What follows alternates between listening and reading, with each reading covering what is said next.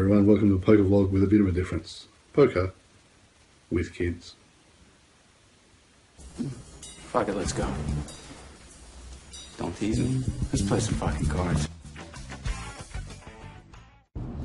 Welcome to Poker with Kids vlog number 8. This time, going back in time a bit, reminiscing about some of my travels with poker, and in this episode, looking at the times I played poker in Los Angeles in America.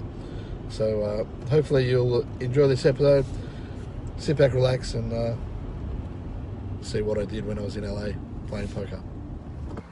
Something a bit different this time for the vlog. Out and about at 100 Acres Park, which is a little bit of parkland in the middle of suburbia, and not too far from where I live in the eastern suburbs of Melbourne.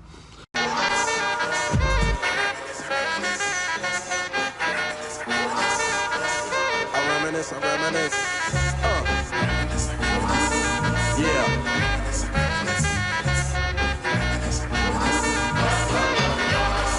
I reminisce for a spell, or shall I say think back 22 years ago to keep it on track. The birth of a child on the 8th of October. A toast, but my granddaddy came sober. Count all the fingers and the toes, now I suppose you hope the little black boy grows.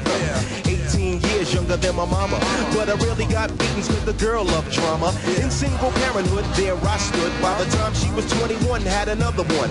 This one's a girl, let's name her Pam. Same father as the first, but you don't get. What I thought I'd do today is go through a little bit about some of my travels for poker in the past, and show you some of the things I've collected along the way in terms of poker chips and that sort of thing, and talk a little bit about the places that I have played.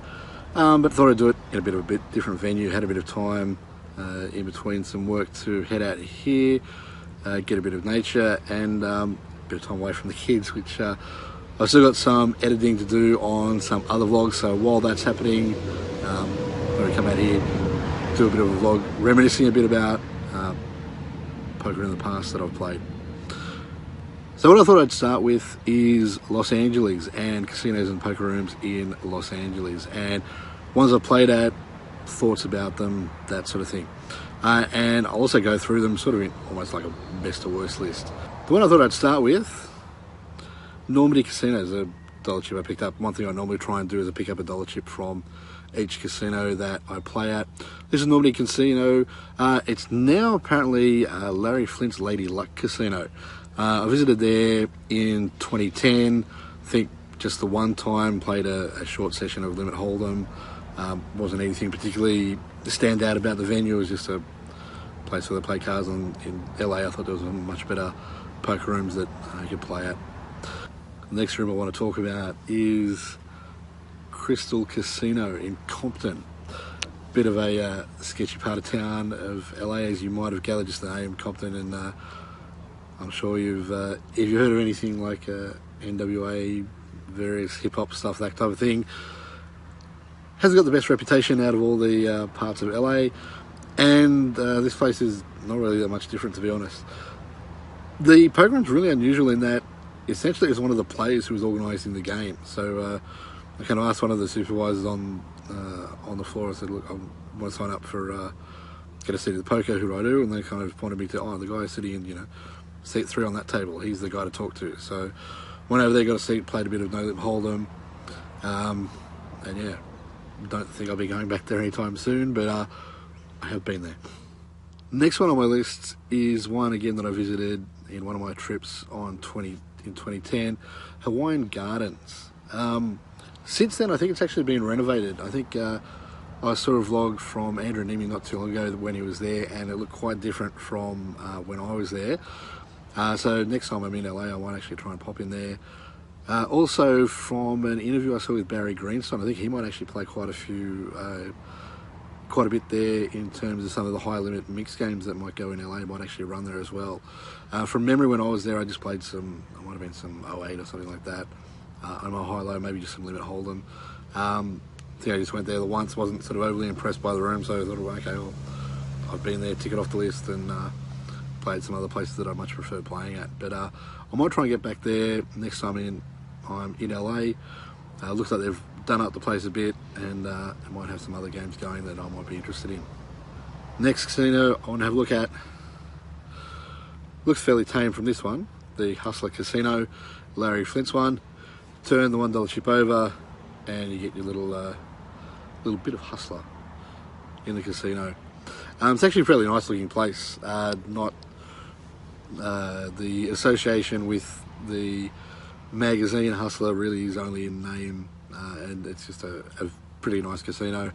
The only thing I found there was, at least for the lower to mid stakes, it's basically just a hold'em place, which is not too different from what I found here in Melbourne with Crown. It's almost entirely no limit hold'em. Very similar over there with the Hustler when I was there. Nice looking place, but not too much in terms of options of games to play. So it's no limit hold'em, maybe a bit of a limit hold'em, but that's about it. Unless you get to the very high stakes where then you get mixed games there apparently, but again, I wasn't quite rolled to play the 100, 200 or above sort of mixed game action. Next casino I want to look at is the Bicycle Casino. This one here's a little dollar chip I picked up from there. I actually stayed across the road from the bike on both my trips there in 2010. I found it to be a reasonable place to stay, nothing particularly fancy or ordinary or anything like that. I do remember being put off a bit when I first got to LA Airport, and the guy checking my passport at customs sort of asked where I was staying. I said, oh look, I'm staying at a hotel in Bell Gardens. And he said, oh, you realise it's one of the lowest socioeconomic, sort of one of the sketchiest areas of LA? And I was like, oh, I'm just here to play some cards, and I'm staying across the road from the casino where I plan to play a lot of cards. So I said I had no problems there, but it apparently had a bit of a sketchy reputation. One thing you might notice, recently they've amped up a lot of stuff with the Live at the Bike. It's a lot more professional than it used to be back when I was there in 2010. It was sort of relatively early days, and they didn't quite have the level of production that they do now. I don't think they had the games going like they do now on the Live at the Bike set, which is pretty much every night. Back then it was kind of once or twice a week, and they're definitely good games to watch. I never sort of actually sat in one. And yeah, obviously one of the bigger casinos in LA, huge main floor, had a bit of variety in games. I played Hold'em there, played tournaments there, played some Omaha High-Low there. So not a bad place to play, but not quite at the top of my list of places to play in LA. Next place I wanted to have a look at, again in a bit of a dubious neighbourhood, but a very nice casino, especially for cash games. Actually had a lot of mixed games, a lot of alternatives to just Hold'em. Hollywood Park Casino. Not actually that close to Hollywood. It's actually in Inglewood, which is over near the not too far from the airport. But yeah, nice place. I found it a nice place to play. I played cash games there. I played some Hold'em there. Mentioned they had a Omaha High-Low and Stud High-Low mix that I played in, which was a good game to play in. They also had some lower limit Omaha High-Low, Stud High-Low, that type of thing. So a really good place to play some mixed games, which I found really good, and that's one of the reasons why I wanted to go to America, play some more mixed games. Get plenty of Hold'em in Australia, so I mean, I could go there and play some Hold'em, but I thought, why not play the stuff that I like playing, a bit of variety, and hopefully improve my mixed game skills. And the final casino, I've actually got two chips from there. I've got the 2010 version. I was there a couple of times in 2010, Commerce, and when I went back in 2016 with my fiance, went back there again. That's the 2016 version of the chip. Commerce Casino, by far I think the best casino in LA, or the LA metro type area. And from what I read, the biggest casino in terms of number of poker tables. The main floor area, over 100 tables. They've got a variety of games. They've got Hold'em, obviously, both no limit and limit. Omaha High-Low, Stud High-Low. One thing that I did notice they were lacking a little bit is mix of games at the sort of low to mid stakes. They had higher stakes mixed games, which were in like a separate high limit area, and the tournament hall, which they ran. I played a couple of tournament series there, the LA Poker Classic, Cal State, California State Championships. played in some events in that. But yeah, huge tournament area. Matt Savage, the tournament director there, is probably the best tournament director I've been involved with. Definitely knows his stuff, but was also very much looking after the players in terms of what they're doing, rather than trying to work on the casino's behalf. Just looking for what's best for the players, and also trying to get a win-win in terms of what's best for the casino and for the players. But really nice place to play. If I go back to LA, which I'm hoping to do in 2019, hoping to get there on the way to Vegas in 2019 for the 50th World Series of Poker, but definitely be looking to check out Commerce again, and hopefully stop over at Hollywood Park and play some poker there. A little bit of an extra bit for the Commerce Casino, and during the LAPC, some of the well-known people in poker that I actually played with are actually at my table during various events that I played there.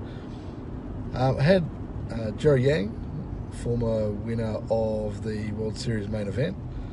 He played at my table briefly in one of the smaller no-limit hold'em events. Managed to outlast him. Also played a fair bit in one of the mixed games with Jerry Buss, who used to be one of the majority owners of the LA Lakers basketball team in the NBA. He was obviously a big fan of mixed games, plays a lot there. Probably best known in poker for a heads-up match that he played with Daniel Negreanu, where Daniel Negreanu managed to call the exact cards that came out on the turn and river to win the match. But the other interesting thing about playing with Jerry Buss is that, given that it was during basketball season, he was in charge of the TV screens around the room. Any changes to the channel was always consulted with Jerry. What do you want to do first, Mr. Buss, Dr. Buss, Jerry, or whatever they were calling him? And he always made sure he had whatever NBA game he wanted to watch was on the screen for him as he was playing the event. The other person, relatively well known now, who I played with at the LAPC, was Antonio Sfandiari. This was back in 2010, actually during the single best tournament I have ever actually played in terms of structure. Antonio wasn't quite as famous as he is now. He had won some early WPT, a WPT event or two, so he was well known, but hadn't sort of done things that he did subsequent to 2010, like winning the one drop and being one of the at one time at the top of the tournament money earners list. But he was at my table briefly during the Ironman event, which was a fantastic event to play, memorable for a number of reasons. The structure was fantastic. The slowest increasing blinds of any tournament I have ever played in. So from memory, it started at 25.50, although it might have even been 25.25, with a 10k start stack, 1 hour levels, and it was very small increments that they actually went up in. So you had a 500, 1000 level, then that went to 600, 1200, that went to 700, 1400, 8, 1600, whereas in a normal event you might go straight from, say, 510 maybe to 6.8, then 8.12, then 1,000, 2,000. So it had a lot more levels in between what would be considered standard levels for an event. Plus the bonus of the Ironman event was that not only did being an Ironman event, when blinds went up, rather than the usual sort of random noise to indicate that the blinds are going up, here they played the famous little riff from Black Sabbath's Iron Man.